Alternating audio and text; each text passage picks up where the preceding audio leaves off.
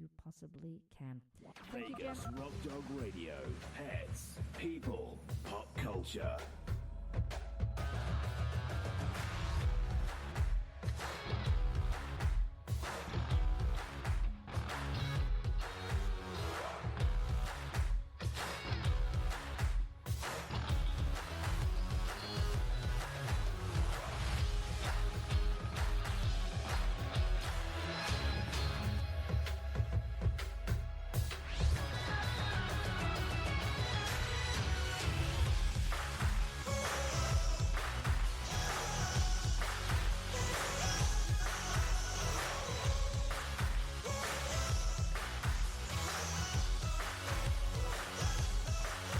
Let's bring on the host, Sam, the queen of rock and roll dogs.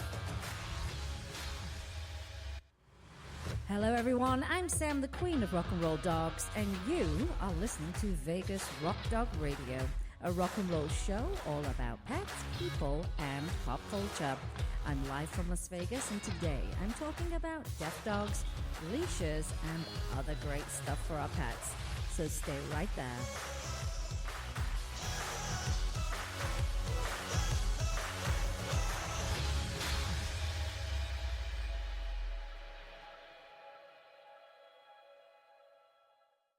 Vegas Rock Dog Radio. Pets, people, pop culture. Hello everyone, I'm Sam, the queen of rock and roll dogs, and welcome to the show. Got a great show for you planned today. Lots of information, lots of news that's been happening in the pet world. With me today is my husband, James Dorigo. Also known as the co-host. He's the co-host, and he's also my engineer, which is wonderful. And the engineer. And in studio, we have Mr. Twix. The executive producer. We have Miss Thornton. The co-executive producer. And Miss Galaxy. And the other executive producer. And she's in heaven. So that's our lineup for today. We have a lot of people. I always say dogs are the best people I know. So we have a lot of people in studio today, and I think people will relate to that. Recently, I've always said my pet sitter, but recently I've just been saying my babysitter for my dogs. Why? I've never known. I've just started doing it. It just makes it simple. Are you going to morph into a cat lady eventually? No, because you're allergic to cats, Mr. Jim. Well, I was. I don't think I am anymore. I don't think you are. It's funny. I may have evolved. It's funny. I was interviewed last week on a show, and Jim came with me, and they had cats, and you seem to be fine. Would you not say? Yeah, I think maybe I've immuned myself. You've immuned. Well, maybe you've grown out of it. I've immunityed myself. I've got immunity. Well, if you're new to the show, I'm so glad you're here. And if you're one of our regular listeners, thank you so much for tuning in every single week. Or if you actually just download the podcast, thank you for that also. It's wonderful. We have a worldwide listenership, and it's exciting when people reach out and they say, oh, we're in the Netherlands. Oh, we're in Spain. We're in Australia. And it's just really, really exciting that we are spreading the word. I think we're in our fifth year. I can't even remember. On radio? Yeah, fourth year. Fourth year. Mm-hmm. I'm not one that keeps track of time. The only thing I really know are things like my birthday, which is coming up next week, anniversaries, Christmas, key dates. Other than that, I don't remember many things. It's not that important to me. So what do you want for your birthday? Oh, I've no idea. Usually Jim says to me, do you want fashion or technology? Because I love both. And might be leaning towards technology this time because it's always nice to get new equipment for the studio. I get very excited about that. I'm not sure what you're interested in. Well, I know I need some new lighting for when we do our live stuff. So who knows? I can get a whole big list. Oh, Jim, I think something just happened to my poor iPad. Can I take yours from you, please? Well, for what reason? Because I don't know. Is it plugged in? It is. I don't know what happened there. That was very, very strange indeed. Well, if you are new to the show and you want to connect with us in other ways, other than listening, which to me is the best thing that you can possibly do, you can find us on all manner of social media platforms. Do you want to tell everybody where you can find us, Jim? You can find us at vegasrockdog.com. You can find us on Spreaker. You can find us on Instagram, Pinterest, Twitter, there you go. Facebook. Well done, well done, well done. And we have a blog. Our blog is therockandrolldog.com. That's right. That's our blog. You're surprised, aren't you? I am, actually. You did that to test me. You wanted to see if I would have a failure on the radio. Where else can people listen to the show, Jim? They can listen on their phones, on their mobile devices. Yeah, but where? Where do they go? What do they do? They go to Spreaker. They go to iTunes. They can go to iTunes. They can go to iHeartRadio, iTunes. Spoke, which is the new app from SiriusXM. I don't know about Spoke, but I just started compiling the list yesterday, and there are a lot of places. I'm working on a brand new website, which I lost my patience with it yesterday a little bit. It just, it just got on my nerves. I should have had more, what did they say, breaks. Can I have your iPad, please? I wish I'd had more breaks because I think my patience would have stretched a little bit further. But putting a website together, and despite me wanting to put together a very, very simple website, it's never quick, even if it's simple or not. And this new website is purely want to catch the show. There's a reason why it's not working. I know. I just realized it's not turned on. My power's not turned on here. You got no power. Is the power turned off in the bottom there? What the heck? Is this crazy or what? I have no light. No, I have no light. No power. What's on? How strange. We're taking a turn here. We're going down a whole different path. Is that weird? Oh, I can see. You know how is it? Well, if you got the power plugged in, it just fell out from the back. Well, here you go. Here's your iPad back. Good grief. No, it's okay, Jim. I'm going to hang out with yours. Jim's got the new one. He's got the new technology. It's not new. It's old. Well, it's not that old. So I have an iPad too. Can you believe that? I still have that thing. It's still trundling along. Well, like I said, we've got a new website in the works. Hopefully we'll have that launched for next week, and it'll just solely be for content of the show. Nothing more. Nothing more. Not any of the other things that we do, because we have a website for that. It will just be, boom, go to vegasrockdogradio.com and catch the live show or listen to a previous show. Very, very, very simple. Well, Jim, lots to talk about today. And that's going to be my first thing. Well, you know how I mentioned the kitten lady and the little kitten Chloe that she found that was paralyzed? Has my mic not been on that whole time? No, it's on. You're blasting loud right now. You might want to I don't think my mic was on. No, it's on. You might want to clean your ears or something, because my headphones blasting me out now. Well, I like it that way. Well, are you sure that my mic was on? Your mic's been on the whole time. Otherwise, you wouldn't have heard. So anything. What was that then? What did I just hear then? You just heard me crank the volume for your headphones because you can't hear right, because you need to clean your ears out. I couldn't hear, honestly. That's what you need to I'm do. doing signals to Jim. I can't hear myself through the headphones. Oh, let's get on with this show, Jim. Okay, so the kitten lady, she's the one that saves these teeny tiny kittens, and they come in all kinds of conditions, and they don't have mummies to look after them, and she becomes their mummy, basically. Well, Chloe was one of the kittens that she found, and her vet had said, it's, the kitten's paralyzed in its back legs. So she was not about to just live with that and just go, okay, and accept it. She decided they would go for some treatments, and one of them was acupuncture, and it was the acupuncture with electrodes. And I watched that video, and it was wonderful because that little kitten's leg started to move in its tail. And then this week I saw another video where the kitten was using its knees to crawl like a baby would before they start to walk. And then this was just fantastic. It's becoming the norm. They had a 3D printed set of wheels made for the kitten, customized with a name on it and everything, so that it can aid in her being in the upright position to walk and to start using her legs. Like a sulky harness.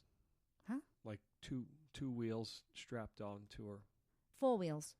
4 wheels. This was a 4-wheel situation, and because it was 3D printed, the measurements were exact. I have all faith this cat is going to fully recover. And so that's my update today. She's got wheels. She's got, those silicone wristbands? They actually had a name put on them. Well, they're like what's the word? Like as an impression of her name, Chloe, on them, and they were stretched over the wheels. So she's just all pimped out. You mean like a etch? Yeah, and they look like a tire. Now they've got them, but I have all faith that she will eventually throw her wheels away and make a full recovery, and that's because they decided to go all out. They believe that life is life, and it was important to do that. There was a comment this week made by someone I followed another little dog here in town who had to go in and have emergency surgery. And yeah, these surgeries are expensive. They just are. And you just, acknowledge it, suck it up, either raise the money or, pay for it or put it on your credit card or do care credit or whatever you need to do. People do it because they're worth it. But there was someone on this post, and the dog's come out of this wonderfully. Her name is Daisy, I think it is. She's come out of this wonderfully, this surgery. But someone said, I just don't get it. What is the surgery? It was for her heart. You could see her heart beating out of that dog's chest. Oh, my. Oh, yeah. So, of course, it was very stressful when they took her in for surgery, just wondering, oh, my gosh, is she going to come out of this? And what's the result going to be? Well, she's doing wonderfully well. However, there was someone, and there's always someone, that said, I can't believe you would spend all that money. She's a foster cat, by the way. A foster dog, sorry. Why would you spend all that money when you could spread that amongst a bunch of other animals? I just wrote, life is life. Some people don't get it. Life is life. I don't care whether it's an old dog, a young cat. I don't care. If you love them enough, you'll take care of them and give them the surgeries that they need. And I thought it was just a strange comment. Don't you think that's weird? A little bit. Yeah. I don't want to be friends with that kind of person. But the type of friends I have in my circle are people that love animals. And this week I've had 2 friends reach out and say, hey, I'm looking for a little dog to adopt, and I really love Yorkshire Terriers. Both of them said that. Luckily for me, I have a friend that fosters for a rescue, and she always seems to have little cute fluffies. And, half a dozen here and there. Well, they belong to her, that half a dozen, but they're all a Yorkshire Terrier type. And so it made me very excited. Oh, yes. And I recommended the places where I think they should go for rescue, and told all my rescue friends, tag me if you get cute little Yorkshire Terriers in. So that always makes me happy when people reach out to me and say, where's the best place for me to adopt an animal? And then I tell them, you must tag me once you get them. So that's very, very exciting. Here's a topic, Jim, for you. We've covered this before. We've talked a lot about deaf dogs, and deaf dogs come either, they're born with it, or born with deafness or partial deafness, or they lose their hearing as they get older. Mm-hmm. And I did read this very good article on Deaf Dog Blog by Catherine J. Henderson, and the title was I Help Dogs Hear. And she has a dog called Brady. She had a dog called Brady, actually, and she realized over time as he got older, he started to act a little bit different. And he wouldn't respond the same way when she'd say, we're going for a walk, and do you want a treat? And what was happening was he was losing his hearing.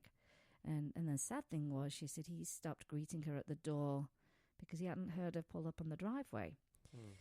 And so what she would have to do is do something different to get his attention, which we've talked about before with deaf dogs, which is sometimes you have to use touch, of course, signals. And she would say sometimes she would just cook something because it would pique his interest. He would smell something. And she'd have to be very careful approaching him if he hadn't seen her, so as not to startle him. But he was losing his hearing, and obviously that changes the quality of their life and their demeanor. Sometimes they get a little bit insecure because they don't know what's going on when someone comes to pet them and they don't see them. Now, she said at that time she'd very conveniently become licensed as a hearing aid specialist. Her dad was an audiologist and had been for 40 years. And they'd opened this practice in Elizabeth City in North Carolina. And she said this gave her the flexibility to research and really think about how she could help deaf dogs with hearing aids.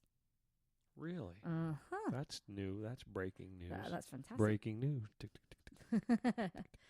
Now, of course, she's got access to some wonderful resources. and obviously her dad's experience. And what she's been able to do is repurpose human hearing aids to custom fit in almost any dog's ear, no matter how big or small. So at least they get the human spectrum of hearing. I mean, dogs have that 100 times better hearing than we do when they're fine, but at least they'll hear your voice. Yes, what she's done at this point is she's fit 7 dogs with hearing aids, and she did indeed fit her own dog Brady.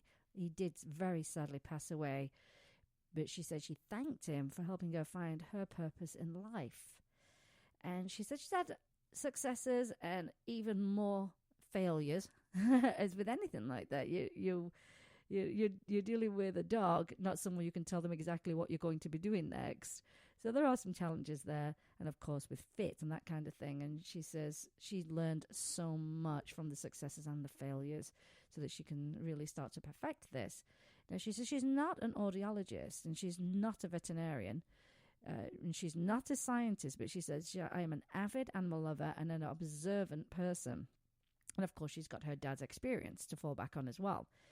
She puts deaf dogs into 2 groups, just as I mentioned earlier, dogs who have hearing loss, which is congenital deafness, which are typically those white dogs. They're called piebald, they're called Mills or double Mills, and they're often referred to these dogs as white dogs. We did a show on this, actually, covering how these dogs are born deaf. Well, Bernard let us. Yeah. We kind of got introduced to that with Bernard We did. Chavez. And with Christina Lee from Deaf Dogs Rock. You can check out their website. If you do have a deaf dog, or you have a friend who's got a deaf dog and they don't know what to do, or they're losing their hearing, go to deafdogsrock.com. Oh, a resource beyond the premier advocacy group for deaf dogs in the United States. You'll get tons of information and support, which is very important. And there are dogs that, of course, are losing their hearing due to age, noise exposure, certain medications, and some other medical issues. So it's not just always an age thing. And she does note that any breed or color of dog can lose their hearing, but some breeds and colors are more susceptible than others. And both groups of these dogs, they contain candidates that are good for hearing aids. But not all dogs with hearing loss will benefit from hearing aids. So she's determined a candidacy. That's a hard word to say. Candidacy for hearing aids by trial and error. You need word help today. I do, and that's how most things improve, is through trial and error. And she interviews the owners. She does some very simple tests that give her an idea of how much amplification the dogs need. Now, you'll be able to talk about this, Jim. Typically, audiologists, they perform the BAER test, which is the brainstem auditory evoked response on dogs. This is the same test that audiologists perform on young children, and it gives a more quantitative result. The testing is ideal. However, it's very, very, very expensive. When you had to have, Jim had custom in-ear monitors for when he plays on stage made. Did you have to have a hearing test first? Oh, but I've had many hearing tests in my life. At various levels of comprehensiveness, excuse me. And, with the pitch and volume and the random tones, and you're in the booth with the neutral booth with the headphones, and it's really eerie because you start hearing all of your body sounds.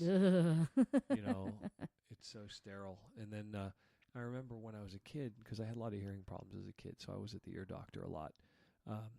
There's that other test they do where they actually take a tuning fork. Oh, and yeah. They strike it and they stick it on the bone behind your I've ear. had that one. You don't just hear through your ear hole in your eardrum, but you hear through your bones. Yeah. And that's interesting too. So what Jim does is he has these custom in-ear monitors so that they don't have to have a monitor on stage, but he can actually hear it in his own ears.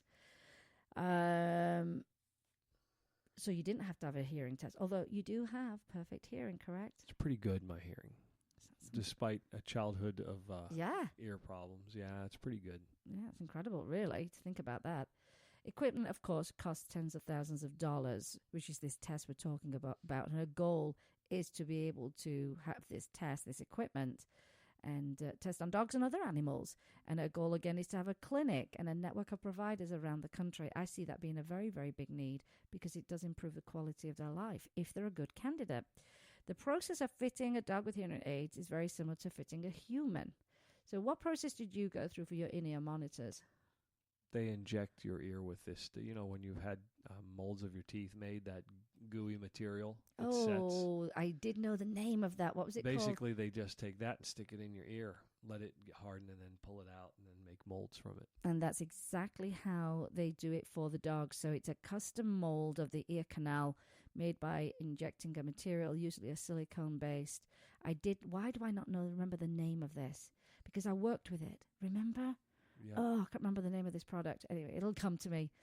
And then they capture the exact size and shape and reproduce the most comfortable and secure hearing aid. How were yours? Were you amazed at the fit when you had your in-ears and you put them in? Yeah, and they're several years old now, and so they start shrinking. Oh, they do. The fit changes, so I'm going to be due probably by the end of this year for another pair, just because your ear changes and then the material itself changes. It dries out over time, and you don't get the perfect fit. Well, I would think out here, especially since we're such a dry climate, that it probably would. What's the escalate, speed up that drying out process, I'm sure. Shrivel it up. Now, of course, some dogs are going to tolerate having an impression done, and they're good. They'll lay down and be great. Like Thornton, she would be fantastic. Mr. Twix would not be. So sometimes they'll give a light sedation to create these impressions, and then they're sent out to the hearing aid manufacturer, and they're made into custom hearing aids. So what's the next step? Let me tell you what the next step is. It's to program the hearing aids to the desired settings. Once they're programmed, you put them on the dog, and this part takes a little bit of patience, she said, and certainly some practice. Most dogs are very adaptable and resilient in new situations. She said in this article, us humans could learn a lot from them. Yeah, I agree. But they will still need a period of time to accept, get used to them. And she just said, wearing them as much as they possibly can is what gets them used to it. Sometimes they'll try and paw at them and try and get them out of their ears. But eventually they realize that they're not coming out. And then that's when they settle down and start to respond to the sounds that they haven't heard in a very, very long time or haven't heard that well. And to see that reaction is just incredible. And she fit her other dog, Birdie, with them. And once they were in and her sister spoke to the dog just responded immediately with waggy tail, and just said it was just a wonderful feeling because they're improving the quality of their lives. And she said, her biggest success has been with senior dogs who have lost their hearing, most likely due to age. And so I said, she says, well, that begs the question, what about these white dogs then that we've talked about earlier, the ones that are born with deafness? And she has a dog of her own called Zoe, and Zoe has hearing aids. They're made by Siemens hearing instruments. Who are yours made by? West Tone. Oh, yeah, they're good, aren't they? Mm-hmm. Again, they're a very reputable hearing aid manufacturer in the world. And she says she's not been able to figure out the perfect fit for her, but she says she's just not giving up. And she'll continue this work. I just think it's great. And her last quote is, if there's one thing I've learned on my quest to help dogs here, I've learned that if there is a will, there is a way, and I refuse to believe that anything is impossible. Well, let's take a quick break. We'll be right back. You're listening to Vegas Rock Dog Radio with me, Sam, your host, the Queen of Rock and Roll Dogs. Vegas Rock Dog Radio. Pets, people, pop culture. At Carl's Jr., not only do we make you happy with our delicious charbroil burgers, we also make your dogs happy. Come through our drive-thru with your furry friends and we'll offer them a treat. We love to see their smiling faces. Our website, carlsjroflasvegas.com, has a treat in store for its customers too, with free coupons anytime, so visit us often. Carl's Jr. is a proud and active supporter of animal adoption in our community. You can find us at carlsjroflasvegas.com.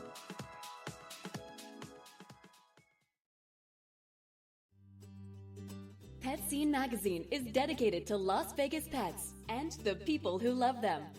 It's a source of news and information for pet lovers, as well as offering valuable coupons and specials on pet products and services. Find them online at www.lvpetscene.com or look for them on Facebook.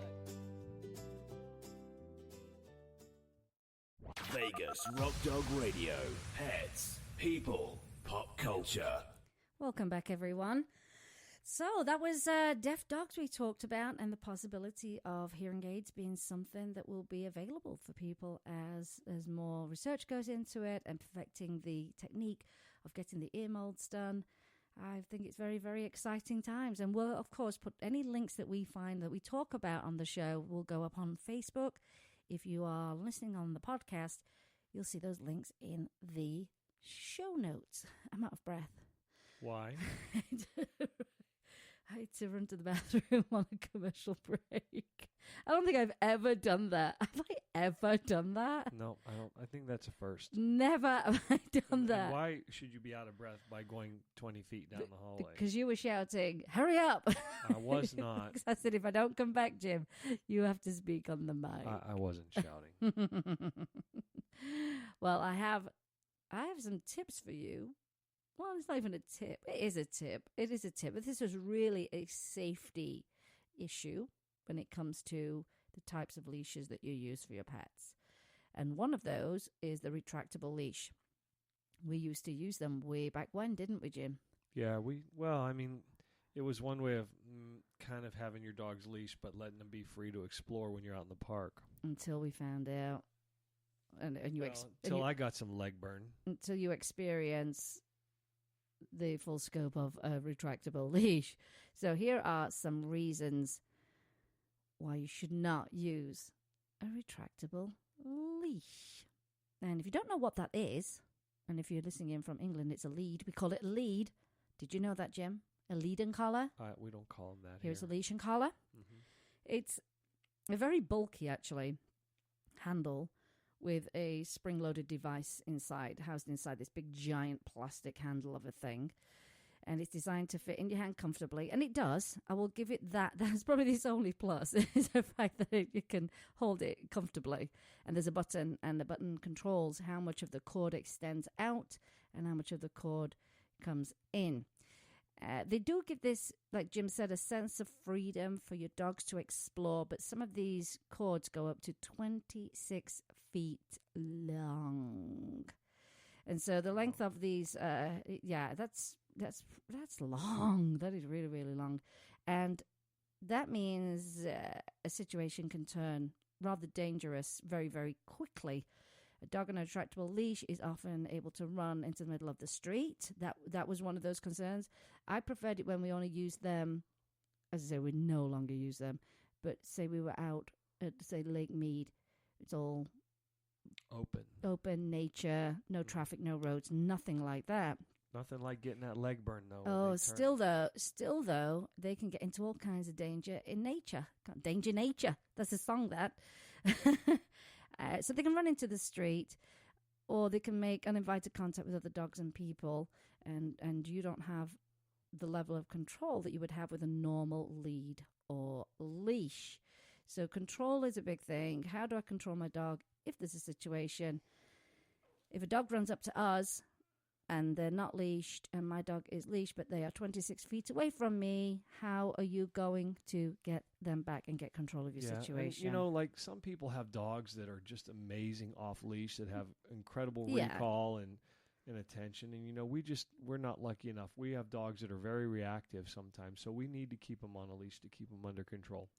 But when a dog that's off a leash comes near us, our dogs feel like they're at a disadvantage, like they're tethered. And so they get more reactive. They do. It's terrible. And then you only have a certain degree of control because you can't control a dog that's not on a leash, that's trying to, attack your dogs, or it just can get crazy. Even if it's just a friendly interaction, those cords are so thin that your legs get wrapped around them and you got a burn. Leg burn. You got leg burn.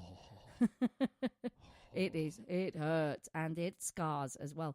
And the reason I wanted to talk about this today is because there's a story in the news, this exact same thing, but a little girl had the cord go right across her neck. And that could have been so much worse. It could have been fatal, seriously, depending on how big the dog was. I think the story was that they were just walking in the park, and the dog had run across the path of them and right into her neck. Oh. Yeah, isn't that horrible? Can't even imagine. So the dangers are both for your dogs and for yourself as well. So if you can't get that control. Sometimes you can't see the actual cord itself. You get tangled up like Jim did. He got a burn. What do? You try and grab it so it's not going to wrap around your legs. And what do you end up doing? You burn your hands, you cut your fingers. Oh, it's a living nightmare. So there are a risk of injury all around, cuts, burns. You can get pulled over. And so if you think about this, what happens when you run out of leash? Your dog gets yanked, you get yanked. And then often the cord breaks. Now you've got a dog on the loose. It causes neck injuries, injuries to the trachea, spinal injuries. You think, run. Oh, I've just run out of cord. Yank both you and the dog on the opposite ends. Not a good situation, is it?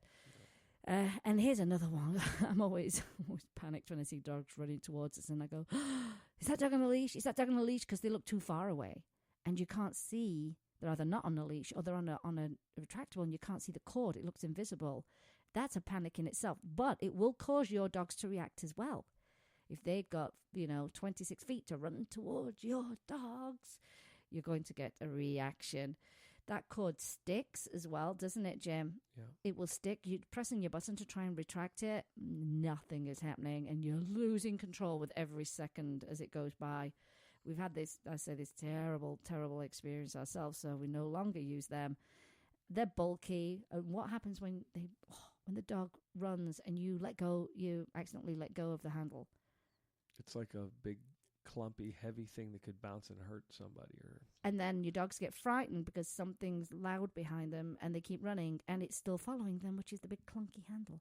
Now you've got a dog on the run that's going to keep running because they don't know that that's the handle that's clunking behind them and frightening them to death. So not a lot of good points for a retractable leash when you look at it from a safety standpoint. You're better off, a control standpoint, really having a well-trained dog that has good recall. Well, that's leaving it off leash. That's you don't want them off leash because you have the laws, Jim.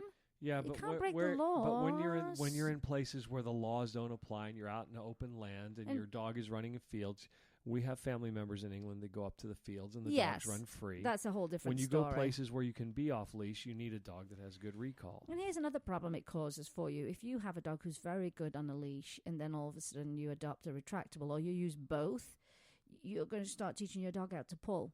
Because they do pull on those things. They run for 26 feet and then they just keep pulling and the cord has run out. And if you've got a dog that's great at walking on a leash calmly, then you're going to really confuse your dog. And you'll probably get frustrated. So stick with a nice, simple lead. In fact, we need to get shorter ones. Ours are 6 feet and I don't like a 6-foot leash. I do not like that. I think for where we live, 5 would be good. Yeah, I do. I much prefer a shorter leash. I think 5 feet would be good for our because a 6-foot leash, I always wrap it around my hand. But people I have to watch out. Hey, my dogs like to go for runs, and I don't know when they're going to stop because they smell something, and I'm gonna run right into them or I'm gonna fall over. I know.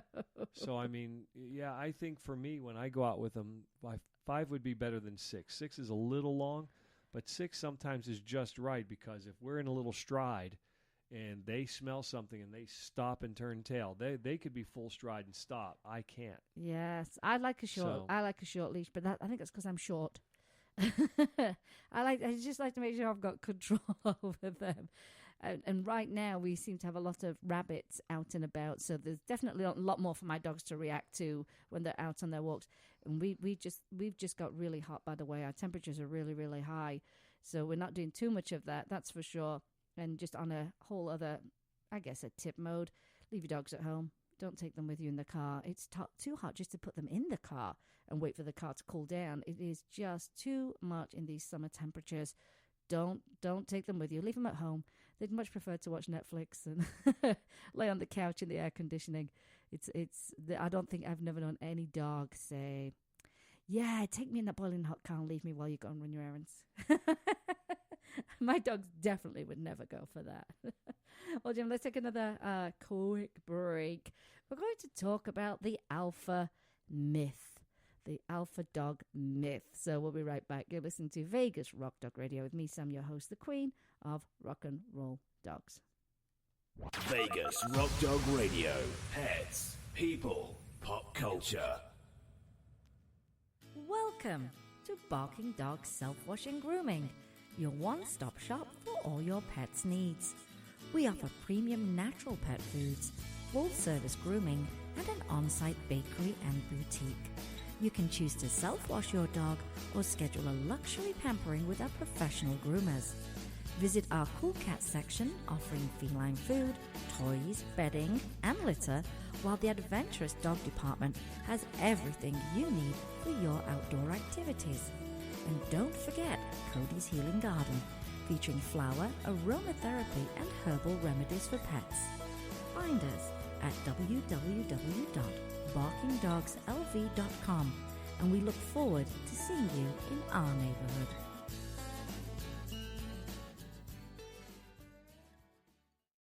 Vegas Rock Dog Radio. Pets, people, pop culture. Welcome back, everyone. You're listening to Vegas Rock Dog Radio with me, Sam, your host, the queen of rock and roll dogs. Jim, tell everyone how they can listen to the show if they're just listening in for the first time. You can go to iTunes, iHeartRadio, Spotify, Spoke. You can go to vegasrockdogradio.com, and it will link you over to any one of the myriad of formats that the show is housed on. Or what about iTunes? I said iTunes. Oh, you did? That was the first thing I said. iTunes Testing me again. iTunes is the main one. iTunes is the main one because it's an app that most people have, which is great. Okay, let's talk about alpha dog, the myth of the alpha dog. People are still talking about it. Someone talked to me about it this week, and I said, you do know that's a myth, don't you? Based on some research, that then was invalid because some other research was done. Have you heard of Schenkel's classic wolf behavior study? No, I don't know about that one. So this is where the study... Schenkel, yeah. Remember Robbie Schenkel? No. Sax player friend of mine in Nashville. Oh, I do? Yeah. Huh. It's a good guy. Good sax player. Jim's a sax player, by the way. Schenkel. So he did this study on classic wolf behavior, and it was done in 1947, and it was expressions studies on wolves. This is a study that gave rise to the now outmoded notion of alpha wolves. That concept was based on the old idea that wolves fight within a pack to gain dominance, and that the winner is the alpha wolf. Today, we understand that most wolf packs consist of a pair of adults called parents or breeders, not alphas. And then, of course, there's our offspring. Rudolf Schenkel was the first to come up with this alpha theory. Now, remember, this was 1947. And David Meach also studied wolves in captivity and also came up with this alpha theory until David Meach studied wolves in the wild. And the hierarchy is two parents and their young. And he retracted the alpha theory due to the research that dogs are social animals. And it's up to you to guide them and correct them, and you don't have to use force or dominance. Now, Dave Meach is a wildlife research biologist who has studied large carnivores, especially wolves, and their prey. So there was a difference with them in captivity and a difference with them in the wild. So they retracted that, but people have stuck with this theory, and it does not apply. It does not apply. Now, they say, oh, you can be dominant with your dogs, but they're going to be dreadfully scared of you. And because they're going to obey out of fear. I mean, they're going to obey you out of fear. Is that what you do with me? No. But what kind of a relationship is that? It's not It's not how you bond. It's not how you understand, because you'll never see it from their perspective. Whatever you think that you're the dominant one and you're right, and I'm going to be over you. It's an awful relationship, and I think the more that we see dogs from their perspective, the better we'll communicate. This week, I met with my friend who's an animal communicator, Alicia Halloran of Healing Habitat. We talked very much about how we communicate, the ways that we communicate, and how much better it is when your pets understand you and you understand your pets. It's not just about your pet understanding you. You can't say, hey, okay, you're a dog, now you understand English. Or whatever language it is. It's a two-way street. And it's understanding when they do this means that, and how you can communicate better. And trust me, we talked about the little things that our dogs do, and you go, oh my gosh, they understand. I understand them. This is wonderful. It makes you very, very happy. Your bond is stronger. And you don't need dominance. You just don't. I loved the fact that I found this research that went so far back, and you can read all of it online. It is on there in PDF format, Jim. I love PDFs. You do love PDFs? I love a PDF. But there's nothing like leafing through a magazine or a book, though. There's something that, like, no matter what, you like to just have a book or a magazine. I can't tell you the last time I bought a magazine. The trouble is you can read them too fast. Well, especially the junky ones. You can read them far too fast. And I can't tell you the last time I picked up a book. I'll be honest with you.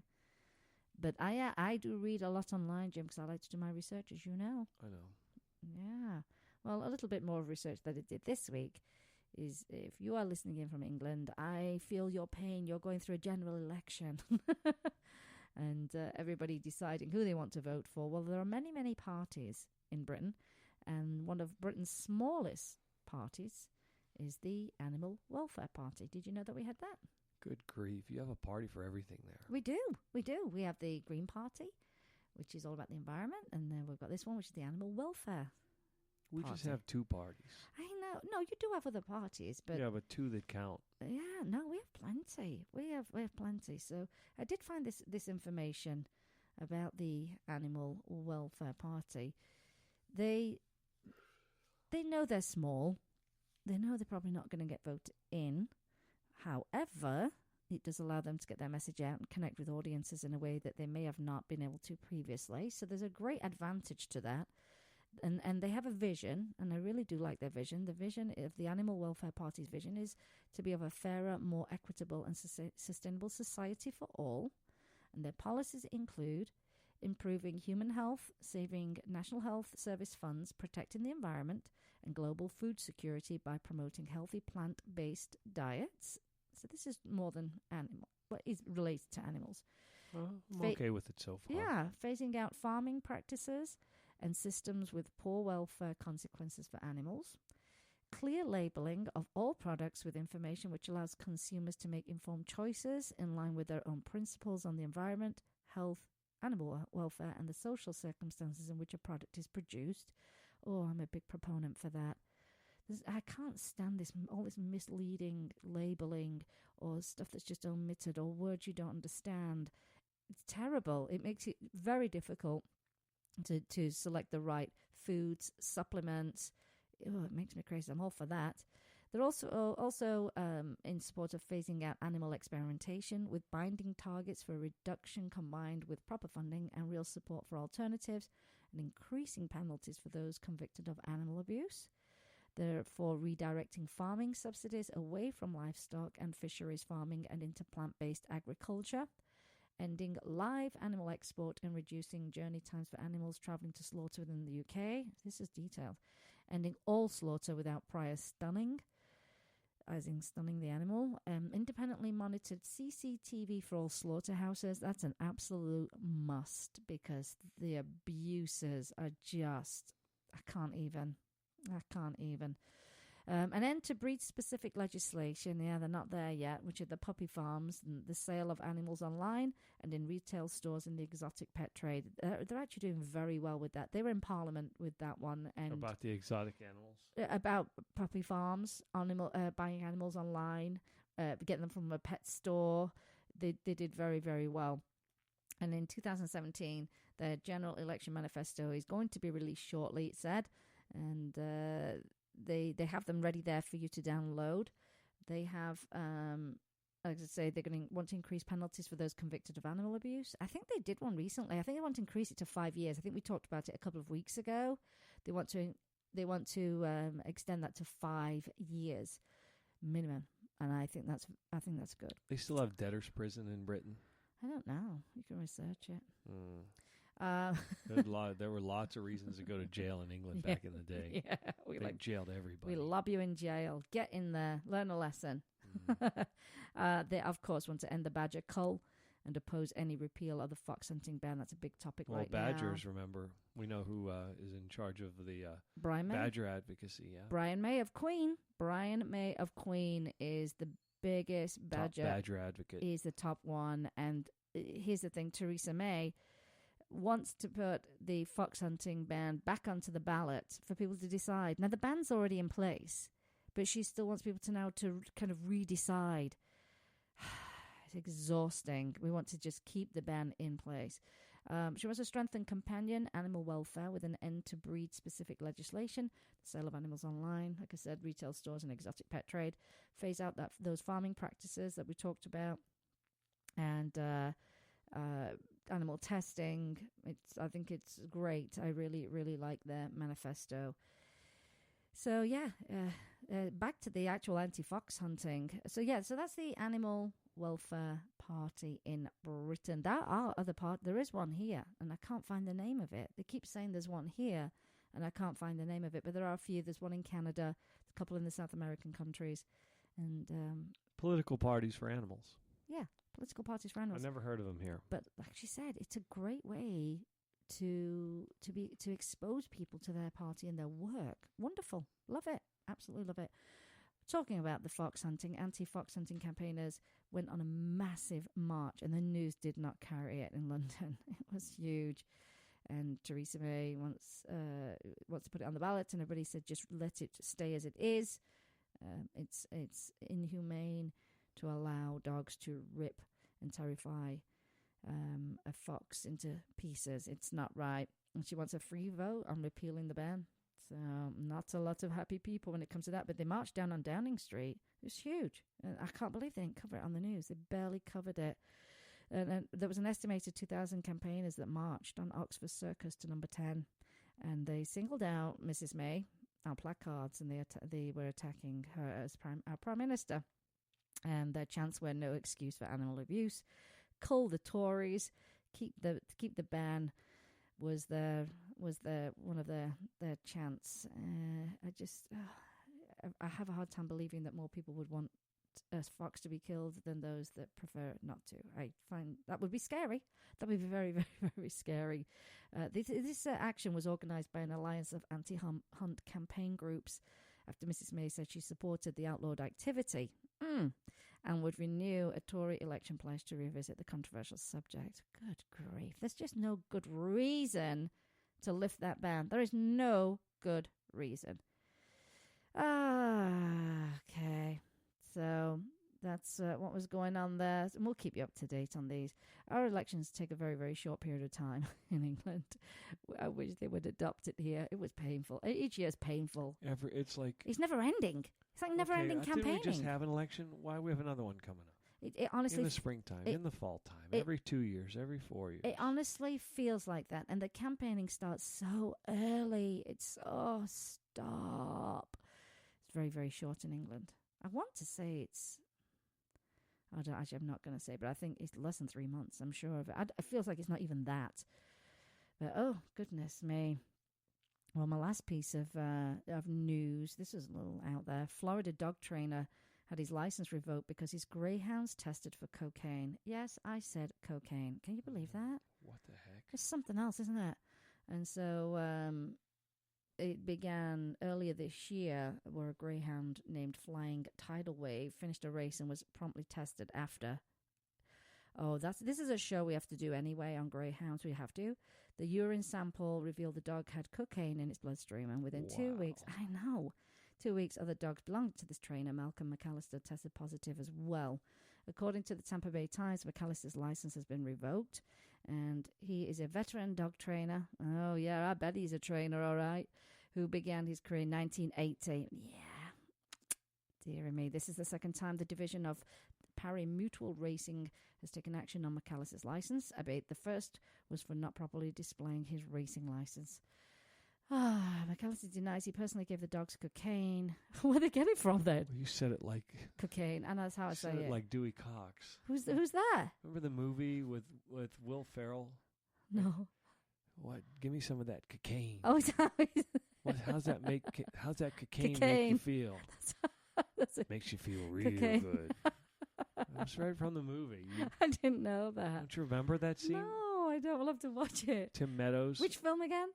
Dewey Cox. Oh, I don't think I've seen it. Walk Hard was the name of the movie. But I do love Will Ferrell beyond. Or it wasn't Will Ferrell. It was the other guy. Well, yeah, it was Dewey. No, it was Tim Meadows, and the other guy that played Dewey Cox was the guy that was opposite Will Ferrell in those movies. Oh gosh, this is all we're going down a maze here.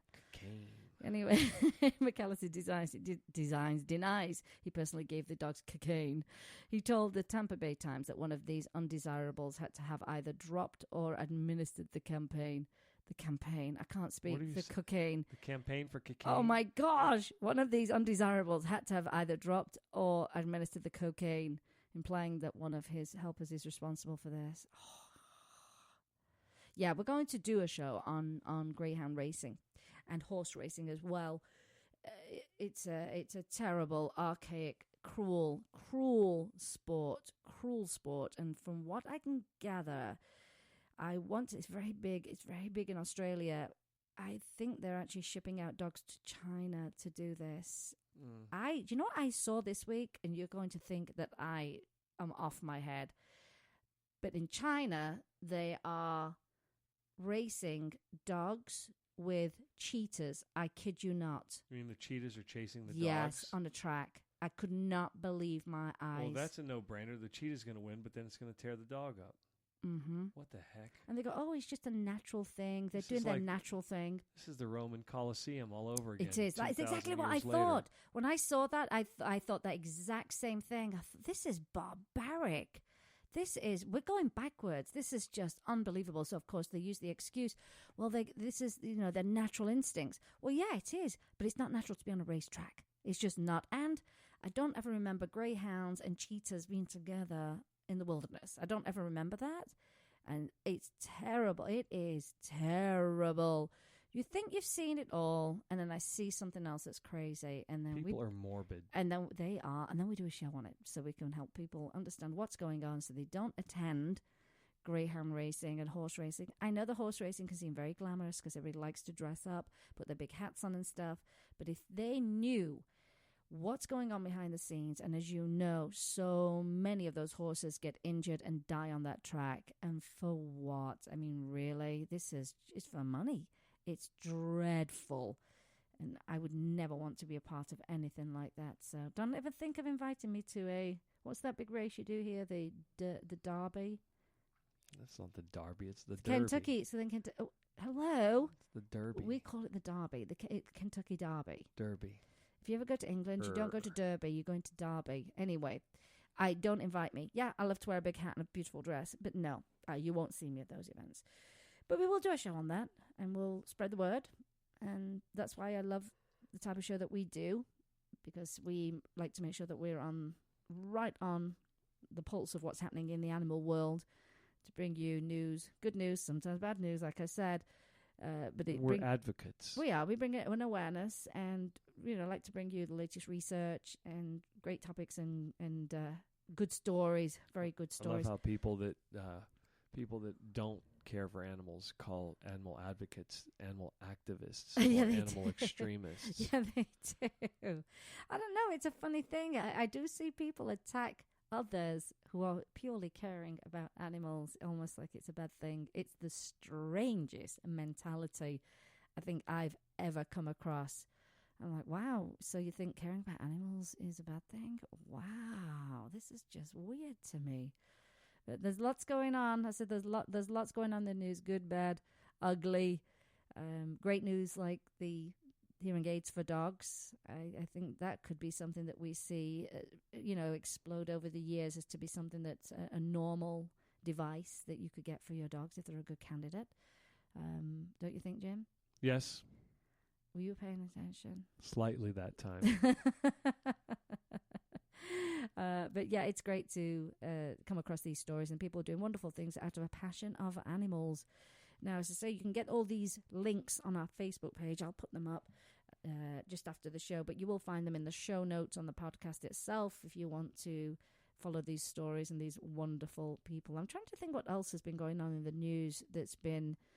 there's been some nice stuff. I mean, really nice stuff like the kitten getting its wheels and, the hearing aids for the dogs. What other good news have you heard recently, Jim? I haven't paid attention to the news this week. I actually saw my first 2 movies in months and months and months this week. When was that? When I watched SEAL Team 6 and BFG. Oh, we did watch that. You see, now, the only thing I didn't like about the movie is the fact that they use the dogs. I've expressed this before. I don't like dogs that are put into danger. I know they're trained, but a lot of them die and get injured, come back with PTSD, hearing loss. That's a big one. They come back with hearing loss. And I do have a hard time with that. Dogs, for therapy dogs that improve people's lives, they have a great bond with the people that they're with. Not so they don't have a bond with their trainers when they go into the military, but I don't like the idea of a dog going in first. And well, that's war. We don't have a cat in the fight on that one. What do you mean? Or a dog in the fight. What do you mean? It's war, and there's a whole different set of priorities and reasons why people do things. I know they're invaluable. I'm not saying that. I just don't like it. It's a tough one. It's a very hard one. That one. But animals clearly play a very, very big important part in our world, and aid people in so many ways that we should honor them just a little bit more. Not just dogs, but all kinds of animals. There's a therapy rat. His name is Everett. That's great. I think you've met Everett. No, you haven't met him. No, he's fairly new. But animals, all kinds of animals, can help us in many, many ways. But yeah, he's a therapy rat. You need a therapy rat. I don't. I've got 2. I've got 2 of them. They're napping at the moment. They're just relaxing. It's the weekend. It's what they do. They have a very charmed life. When I come back in my next life, I'm coming back as my dogs because they have a really fantastic life. And so do you, Mr. Jim. And on that note, we are at the end of the show. Yep. Remember, if you've liked the show, and especially if you're listening to it on a podcast, you have the ability to share the show with your friends on social media, and we always appreciate a direct share to your friends and family, especially those that really, really, really love animals. And remember, you can always help an animal in need, either rescue, adopt, donate, volunteer, or share their information. And you can rescue your next family member. We always recommend that. Replace the word shop with adopt, and be kind to all animals. Thank you, Jim, for being my guest host today. You're welcome very much. And today you've been listening to Vegas Rock Dog Radio, where it's all about pets, people, and pop culture. I'm your host, Sam, the queen of rock and roll dogs. And always kiss your pets good morning and good night. And I'll see you next time. You've been listening to Vegas Rock Dog Radio. Pets, people, pop culture. Visit Vegas Rock Dog Radio for more information. Find us on Facebook, Twitter, and Instagram. And subscribe on iTunes and iHeartRadio. And remember, give your fur babies a big kiss from me, Sam, the queen of rock and roll dogs. You must not rely on the information in this broadcast from our hosts as an alternative to medical advice from your veterinarian. If you have any specific questions about a medical matter regarding your pets, you should consult your veterinarian or specialist.